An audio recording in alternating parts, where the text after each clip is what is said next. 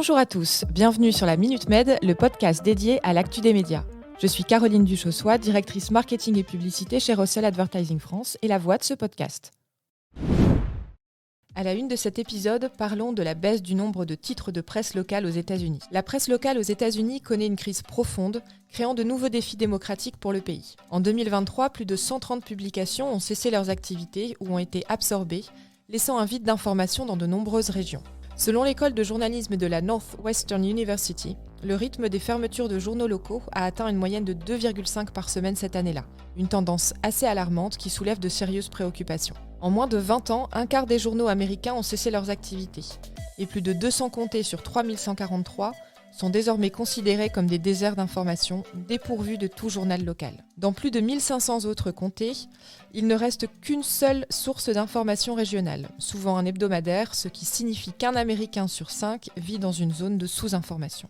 Steve Waldman, fondateur de Rebuild Local News, souligne que la disparition de ces journaux contribue à une spirale de désinformation, de division et de polarisation au niveau local. Contrairement à la scène nationale où les divergences sont souvent perçues de manière antagoniste, la presse locale permet de comprendre les différences de manière plus humaine, favorisant ainsi la cohésion sociale et la compréhension au niveau local. L'approche des élections présidentielles de novembre a provoqué la mise en place d'initiatives visant à inverser cette tendance. Le rétablissement de la presse locale est désormais une priorité pour de nombreux groupes et associations, conscients de son rôle crucial dans le maintien d'une société bien informée et équilibrée. Pour répondre à ces enjeux, plusieurs solutions ont été identifiées parmi elles. Celle d'adapter l'offre aux besoins réels du public. Les éditeurs ayant tiré leur épingle du jeu proposent non seulement de l'actualité, mais aussi des sujets magazines, des jeux d'actualité basés sur l'IA, mais surtout ils interrogent leurs lecteurs pour récupérer notamment des idées de sujets à traiter. La deuxième solution est d'investir dans le journalisme en augmentant le nombre de journalistes d'investigation locale,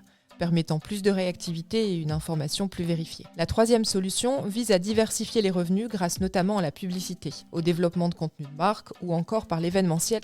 Autre solution encore, celle de changer de KPI en ne s'intéressant plus aux pages vues sur le web, mais en suivant le temps passé, le nombre de partages ou encore les visites par utilisateur, des indicateurs qui permettent de mesurer la satisfaction des lecteurs. Cette situation aux États-Unis trouve des échos dans d'autres pays, y compris en France, où la presse locale traditionnelle fait également face à des défis importants. En effet, elle doit se renouveler et innover pour conserver sa place dans le paysage médiatique. Dans ce contexte, l'importance des KPI digitaux tels que l'attention portée par les lecteurs au contenu en ligne, dont nous avons parlé dans de précédents épisodes de la Minute Med, prend une nouvelle dimension. Les médias, qu'ils soient locaux ou nationaux, doivent non seulement attirer l'attention du public, mais aussi la maintenir pour assurer l'impact de leur journalisme.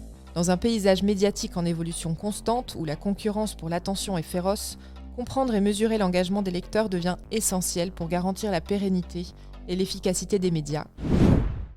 Dans la continuité de l'initiative lancée en avril 2023 par le Bureau de la radio, en partenariat avec la société DECA, visant à établir un référentiel et une calculette carbone commune pour la diffusion des messages publicitaires en radio et audio, les régies radio membres ont décidé de renforcer leurs actions pour réduire l'empreinte carbone. Elles ont ainsi annoncé leur engagement à limiter le poids des messages publicitaires en audio digital. Concrètement, elles ont convenu d'uniformiser les spécificités techniques de ces messages, fixant le poids maximum à 1,5 mégaoctets pour les annonces de 30 secondes et à 1 mégaoctet pour celle de 20 secondes. Cette initiative permettra de réduire l'impact carbone de la diffusion publicitaire de 10 à 20% selon le Bureau de la radio. Pour informer et sensibiliser les agences et annonceurs, les régies radio prévoient une première phase, suivie de l'intégration de ces spécificités techniques dans les CGV 2025, avec une mise en application dès le 1er janvier 2025. Kantar Media, un leader reconnu dans les études de marché, la surveillance publicitaire et le ciblage des consommateurs, élargit son expertise en matière de publicité en lançant une nouvelle surveillance locale couvrant 20 chaînes de télévision et 20 stations de radio. Cette extension de service vise à répondre à une demande croissante pour une meilleure compréhension des tendances et des stratégies publicitaires au niveau local, en ciblant spécifiquement les besoins des régies publicitaires, des marques et des agences. Sur le front de la télévision, cette offre comprend les déclinaisons régionales des chaînes nationales, les décrochages régionaux ainsi que plusieurs chaînes locales indépendantes. Quant à la radio, elle surveille les stations leaders en termes d'audience et offre une couverture adéquate des zones densément peuplées. Malgré une augmentation de la présence des femmes à la télévision et à la radio entre 2016 et 2023, l'Arcom dresse un bilan mitigé. La part des femmes en plateau progresse légèrement, de 38 à 43%, mais stagne depuis 2 ans. Cette progression est surtout due à l'augmentation du nombre de présentatrices. Le nombre d'expertes progresse également, mais est en léger recul par rapport à 2022. La présence des femmes varie selon les programmes, celle-ci étant plus importante dans les magazines et l'information que les programmes sportifs par exemple. En tant qu'experte, elle reste minoritaire dans l'international, la société et la culture loisir, mais plus nombreuses pour la justice, l'éducation et les faits divers. Concernant le temps de parole, il reste inégalement réparti. Les femmes ne parlent que 34% du temps sur l'ensemble des programmes et la moitié des chaînes ont même enregistré une baisse sur un an. Seuls C8 et Sister ont atteint la parité. Les émissions sportives sont les plus inégalitaires. 60% des compétitions sans aucune femme en plateau. L'Arcom appelle les chaînes à poursuivre leurs efforts et à s'engager concrètement pour une meilleure représentation des femmes. Pour terminer cet épisode, parlons des dernières campagnes créatives des marques alimentaires végétales. Un décret promulgué le 27 février 2024 interdit aux marques végétales françaises d'utiliser des termes liés à la viande pour nommer leurs alternatives végétariennes, suscitant des réactions diverses, notamment sarcastiques, de la part des acteurs du secteur. Cette réglementation ne s'applique cependant pas aux produits fabriqués ou vendus dans d'autres pays de l'Union européenne ou hors de l'Union européenne. Des marques comme Apivore expriment leurs préoccupations sur l'impact inégalitaire de cette mesure sur les entreprises françaises par rapport à leurs concurrentes étrangères, alors que d'autres, telles que Lavie et Accro, adoptent une approche sarcastique pour critiquer le décret.